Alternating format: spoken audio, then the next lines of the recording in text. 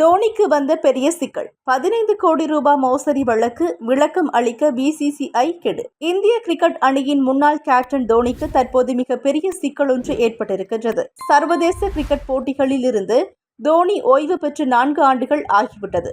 எனினும் ஐபிஎல் தொடரில் தோனி ஒரு சாதாரண வீரராக விளையாடி வருகின்றார். இந்த நிலையில் 15 கோடி ரூபாய் மோசடி வழக்கு ஒன்றில் தோனி சம்பந்தப்பட்டிருப்பதாகவும் அது குறித்து உத்தரப்பிரதேசத்தைச் சேர்ந்த ராஜேஷ்குமார் மௌர்யா என்பவர் பிசிசிஐ நெறிமுறை ஆணைக்குழுவுக்கு தெரியப்படுத்தி இருக்கின்றார். அதில் 15 கோடி ரூபாய் மோசடி வழக்கு ஒன்றில் தோனி சம்பந்தப்பட்டிருப்பதாகவும் அதன் உண்மை என்ன என்பது குறித்து பிசிசிஐ விசாரிக்க வேண்டும் என்றும் அவர் வலியுறுத்தியிருக்கின்றார்.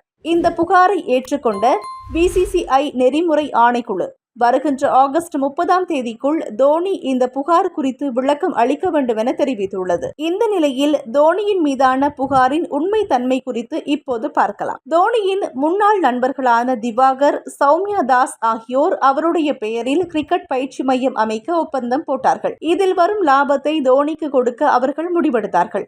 ஆனால் திவாகர், சௌமியா தாஸ் ஆகியோர் 7 பயிற்சி மையங்கள் அமைத்தும் தோனிக்கு தர வேண்டிய பணத்தை தரவில்லை. இதனால் தோனி அந்த ஒப்பந்தத்தை ரத்து செய்து விட்டார்.